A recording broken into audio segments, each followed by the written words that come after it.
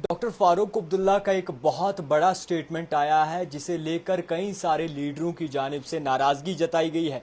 और आपको बता दूं कि डॉक्टर फारूक अब्दुल्ला का कहना है कि सब मिले हुए हैं। अब सब मिले हुए हैं किस तरीके से जो है बीजेपी के लीडर्स जिसे देखते हैं हमारे साथ इस वक्त बातचीत करने के लिए मौजूद हैं साहिल बशीर जी। इनसे जानने की कोशिश करते हैं कि आखिरकार किस तरीके से देखते हैं ये स्टेटमेंट को, जिस तरीके से नेशनल कॉन्फ्रेंस के सदर डॉक्टर फारूक अब्दुल्ला का ये स्टेटमेंट आया है। सबसे पहले बहुत शुक्रिया वक्त देने के लिए। आपसे सवाल रहेगा, हुब्बुल वतनी का जज्बा रखने वाले, हमेशा अमन का जो है पैगाम फैलाने वाले और साफ तौर पर नेशनल टीवी पर खुद को हिंदुस्तानी बताने वाले डॉक्टर फारूक अब्दुल्ला का ये स्टेटमेंट आया कि जनाब सब मिले हुए हैं। इसके कई सारे मतलब निकलते हैं, यानी कि जो भी बॉर्डर पे सिक्योरिटी फोर्सेस तैनात की जाती हैं और उन पर भी सवाल उठाया गया कि किस तरीके से अस्करियत पसंद यहाँ से आती है, ये भी सवाल है। तो किस तरीके से देखेंगे ओवरऑल इस पूरे स्टेटमेंट को?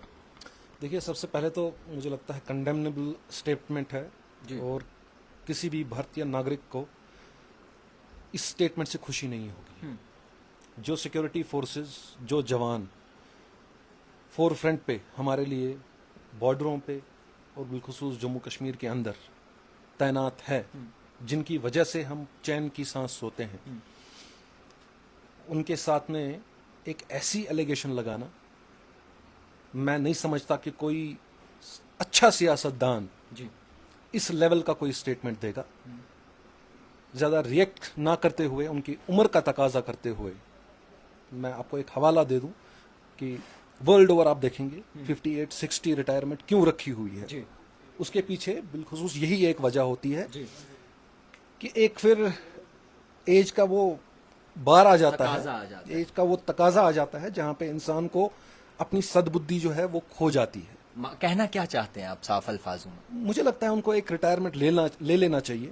अब वो शायद उनकी सियासत रही नहीं है, बाकी एक इंटेलेक्ट माना जाता है उनको, लेकिन उसके बावजूद जब वो ऐसी स्टेटमेंट देते हैं तो कहीं ना कहीं मैं आपको ये बता दूं कि अभी सारी एजेंसीज मिलके जो स्क्रूटिनाइज कर रही हैं हर एक इंसान को, जो भी इन्वॉल्व थे टेररिज्म के साथ, सेपरेटिज्म के साथ, कहीं ना कहीं उससे एक बौखलाहट आ गई है। इसमें बौखलाहट आ गई, जस्टिफाई कर रहे हैं।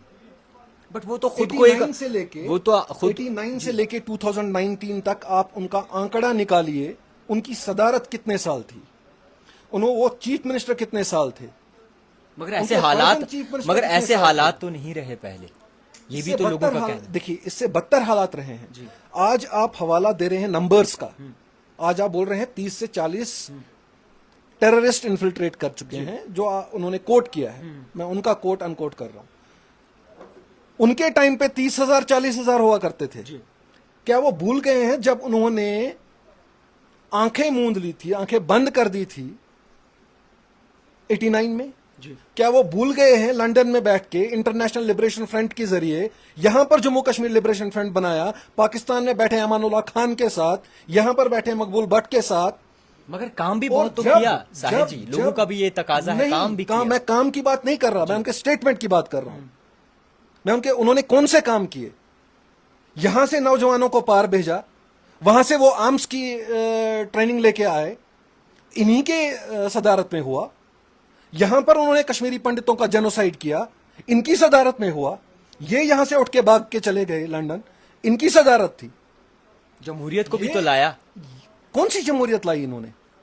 जमहूरियत वाकई में जो जम्मू कश्मीर के लोगों ने देखी वो 2019 के बाद देखी। किस तरीके से 2019 में सच्चाई तो ये है, जो प्रॉस्पेरिटी देखी वो 2019 के बाद देखी, जो पीस देखा वो 2019 के बाद देखा, और उसी पीस की वजह से जो है इनके अंदर बौखलाहट आ गई है। क्या आप जानते हैं कि 2019 में हुआ क्या था एक्चुअल? आप ये भी जानते हैं कि इंटरनेट की सुविधा बंद कर दी थी। आप ये भी जानते हैं कि लोगों को जो है सुबह शाम का टाइम दिया जा रहा था कि आप सब्जी खरीदें, आप जो भी आपके एसेंशियल चीजें हैं वो लाइए। इस तरीके की सिचुएशन हुई थी, तो आप कहते हैं कि 2019 के बाद हालात बेहतर हो गए? बिल्कुल। मैं आपका, अगर ये जो आप आंकड़ा बता रहे हैं, मैं वही चीज आपको समझा रहा था कि इन्होंने 30 साल क्या किया। अगर 3 महीने वो चीज हुई, लेकिन आज जो आपको ये यहाँ पे पीस दिख रहा है, जो आज आपको डेवलपमेंट दिख रही है, पीस और डेवलपमेंट अगर आपसे मैं कहूं कि आप जाहिर करें, बिलखुसूस उसी की वजह से है क्योंकि उस वक्त भी एप्रीहेंशंस थी कि ये लोग इसी तरह कुछ ना कुछ करेंगे। कुछ 2 महीने पहले इन्होंने एक नेशनल टीवी पे एक और स्टेटमेंट दिया था, जहां पर उन्होंने उसको जो उनकी रिपोर्टर थी, उन्होंने एक सिंपल सा सवाल इनको किया था कि आपकी सदारत जब हुआ करती थी, जब आपका टाइम हुआ करता था, यहाँ पे रोज जनाजे उठते थे, यहाँ पे नौजवानों के बॉडीज के ऊपर कफन हुआ करता था और उनके कफन जो है खून से लाल हुआ करते थे। और इनका रिप्लाई देखिए, बेशर्मी का रिप्लाई देखिए इनका, क्या बेशर्म रिप्लाई दिया इन्होंने कि आप फिर वो देखोगे। किस अथॉरिटी से ये बोल रहे हैं कि आप फिर देखोगे? क्या है मंसूबे इनके? इनके स्टेटमेंट्स देखिए, जहाद के स्टेटमेंट्स देते हैं। जो यहां पर 89 के अंदर पाकिस्तान से ऑडियो क्लिप्स आती थी, कैसेट्स आते थे, ए मर्द मुजाहिद जाग जरा वक्त शहादत है आया, वही स्टेटमेंट आज ये कोट कर रहे हैं इलेक्शन के टाइम पे। आप इनको जस्टिफाई करेंगे एज नेशनलिस्ट? नहीं, एक माइक पर और एक टीवी पर बोलने पे कि मैं एक हिंदू हूं, मैं एक नेशनलिस्ट हूं, और भजन गाने से अगर इनको लगता है कि ये एक नेशनलिस्ट बनेंगे और फिर ऐसे प्रोवोकिंग स्टेटमेंट्स देंगे, मैं समझता हूं यहां की, मुझे समझ नहीं आता यहां की सिक्योरिटी एजेंसीज अगर हर किसी पे लगाम कसे हुए हैं, इनको क्यों खुला छोड़ दिया है? लोग भी तो चाह रहे हैं, लोगों ने रूहुल्लाह को जिताया, लोगों ने मियां अल्ताफ को जिताया, लोगों ने जो है आप देख रहे हैं इंजीनियर रशीद को जिताया। लोग भी तो एमसी को चाहते हैं, लोगों के खून में भी तो एमसी नहीं है, एमसी तो नहीं है, मगर इंजीनियर रशीद बीजेपी वहां पे उमर अब्दुल्ला को बाहर घसीटा, ये बात भी आपको माननी पड़ेगी। मान ली। महबूबा मुफ्ती जो खुद कैंडिडेट थी, उसको बाहर घसीटा जी, ये बात भी आपको माननी पड़ेगी। मियां अल्ताफ तो जीते, मियां अल्ताफ की, और रही बात रूहुल्लाह साहब की,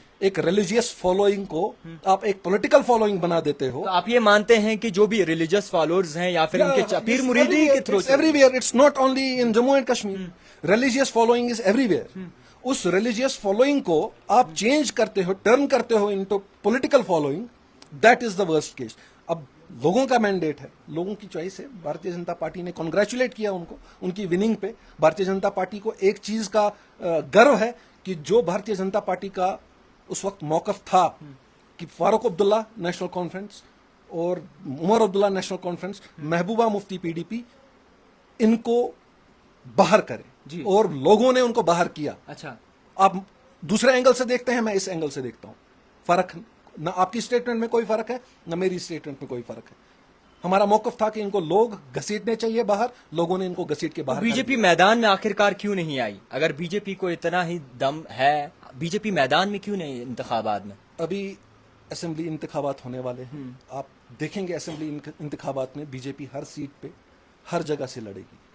जहां तक आपने बात की कि पार्लियामेंट्री इलेक्शन में भारतीय जनता पार्टी ने कॉन्टेस्ट कश्मीर के अंदर 3 सीटों पे क्यों नहीं किया, ये हमारे पार्लियामेंट्री बोर्ड का एक फैसला था, और भारतीय जनता पार्टी का हर एक बंदा उस फैसले की कदर करता है, अपने सर आंखों पर बिठाता है। आपने डेवलपमेंट की बात की, आपसे ये भी सवाल रहेगा कि डेवलपमेंट, मान लीजिए सड़कें मिली, बिजली का तकाजा है, बिजली से किस तरीके से लोग जूझ रहे हैं, पावर बिल्स उन्हें कितनी आ रही हैं, कैजुअल लेबरर्स की बात करेंगे, वो इस वक्त जो है परेशानी से जूझ रहे हैं, आईसीडीएस डिपार्टमेंट की बात करेंगे, एनवाईसी वर्कर्स की बात करेंगे, कॉन्ट्रैक्चुअल वर्कर्स की बात करेंगे, जिन्हें हाल ही में पोस्ट आए हैं, एज रिलैक्सेशन की बात करेंगे, तो नौजवानों को क्या फल मिला है? जितनी भी गवर्नमेंट ऑफ इंडिया की स्कीम्स हैं, माननीय प्रधानमंत्री जी ने जितनी भी स्कीम्स लॉन्च की है, उसमें जम्मू कश्मीर के नौजवानों ने खास तौर पे 80,000 करोड़ का फायदा उठाया है।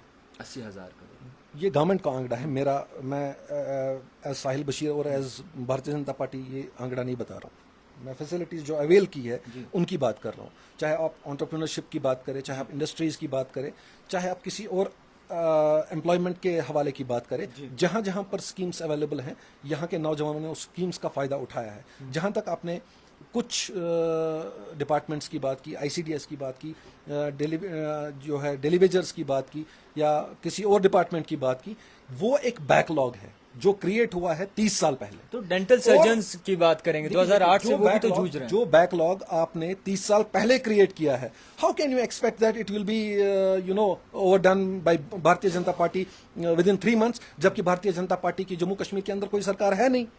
जो सरकार है वो केंद्र के अंदर है। निजाम कहां से चल रहा है? यहाँ पर निजाम एलजी एडमिनिस्ट्रेशन चला रही है। एलजी कहां से आए हैं? वो प्रेसिडेंट ऑफ इंडिया बताएंगे। प्राइम मिनिस्टर तो अपॉइंट नहीं करता ना, प्रेसिडेंट ऑफ इंडिया को रिपोर्ट करता है। एलजी तो बीजेपी के साथ है ना, मुंसलिक हैं, बाकायदा तौर पर इलेक्शंस जीते हुए। पोस्ट है, हर जगह होता है। इससे पहले जो सरकारें थी उनकी भी हुआ करते थे, उनकी भी हुई है। अब उनका बैकलॉग आप आज के रिप्रेजेंटेटिव पे ला के रख देंगे तो वो तो पहाड़ के बोझ के तले दब जाएंगे। कहते हैं गरीबों को मौका नहीं मिलता, जिनके पास जेन्युइन टैलेंट है उन्हें मौका नहीं मिलता, जिनके पास एक सच में कुछ करने की क्षमता है, एक करने का कुछ तकाजा है, जज्बा है, उन्हें मौका नहीं मिलता। और वहां पर सिफारिश पर जो है पॉइंट किए जाते हैं, उन्हीं लोगों को मौका मिलता है कि जनाब आप मिलिए, आप अपना मुद्दा हल करिए। इस तरीके की अफवाहें जो है लोगों में चल रही हैं। टैलेंट आजकल छुपता नहीं है, सोशल मीडिया का ज़माना है, हाईटेक मीडिया का ज़माना है, सोशल मीडिया कहीं इन चीज़ों को छुपाता नहीं है। आजकल जो यहाँ का नौजवान है उसके पास हर एक प्लेटफॉर्म अवेलेबल है और उसको मुझे नहीं लगता है टैलेंट दिखाने में उसको किसी भी सिफारिश की ज़रूरत है। और जो टैलेंटेड होता है यहाँ पे जम्मू कश्मीर के, मैं नौजवानों के हवाले से बात करूँगा, चाहे आप यहाँ पे किसी भी लेवल पे राइट फ्रॉम फिल्म इंडस्ट्री से लेके स्पोर्ट्स इंडस्ट्री तक देखे, हर एक नौजवान जम्मू कश्मीर का वहां पर जाता है, उसको पूरा मौका मिलता है और जितना सपोर्ट उसको यहाँ की एडमिनिस्ट्रेशन और भारतीय जनता पार्टी के केंद्र की तरफ से चाहिए होता है उसको 100% मिलता है। आप ही के चैनल के माध्यम से लाखों ऐसे युवा हैं जो आए दिन सोशल मीडिया पे अपनी जो है टैलेंट दिखाते हैं। मुझे नहीं लगता कि किसी का टैलेंट सोशल मीडिया के बगैर भी लोगों में कुछ ऐसी क्षमता होती है काम करने। खैर, अपने मुद्दे पे वापस आते हैं तो डॉक्टर फारूक अब्दुल्ला का आपका कहना है कि उन्हें जो है अब वापसी लेनी चाहिए और अलविदा कह देना चाहिए, रिटायरमेंट ले लेना चाहिए, बिकॉज ऐसे स्टेटमेंट्स जो है यहाँ के नौजवानों को प्रवोक करेगा। मुझे नहीं लगता वैसे यहाँ का नौजवान अब दोबारा उन पॉलिसीज में जाएगा, उनके पॉलिसीज में जाएगा जो वो आर पार की सरकार यहाँ पे चलाते थे। वो सबको पता है, उनको भी पता है किस तरह आर पार की सरकार चलाते थे, हैंड इन ग्लव्स हमारे पड़ोसी मुल्क के साथ चलाते थे। लेकिन आजकल का जो भारतीय जनता पार्टी केंद्र में बैठी है वो ऐसा होने नहीं देगी। जो अनफॉर्चुनेटली का दुक्का इंसिडेंट्स अभी यहाँ पर हो रहे हैं तो मुझे पूरा भरोसा है यहाँ की सिक्योरिटी एजेंसीज पे, ये इसको 100% वीड आउट करेंगे। अगर 80% तक हम कामयाब हो गए हैं 2020-21 तक, आज की डेट में अगर हम 95% तक कामयाब हो गए हैं, जो इक्का दुक्का 2-3-4-5% बचे हुए हैं, मुझे लगता है आने वाले टाइम में, आने वाले इस कुछ महीनों में ये 100% वीड आउट हो जाएगा। आपको एक बिलखुसूस पीसफुल वैसा ही एक कश्मीर मिलेगा जिसको वाकई में जन्नत बोलते हैं। खैर, बहुत शुक्रिया वक्त देने के लिए। तो फिलहाल के तौर पर आपको बता दूं कि कहा जा रहा है कि आने वाले महीनों में सब बेहतर हो जाएगा। अब ये बेहतरी महीने लगाती है या साल लगाती है, और ये भी देखने वाली बात होगी। और आने वाले वक्त में किस तरीके से नौजवान पीढ़ी के लिए सोचा जाता है वो भी जो है बाकायदा तौर पर देखने वाली बात होगी। देखते रहिए द टाइपराइटर जावेद खान के साथ।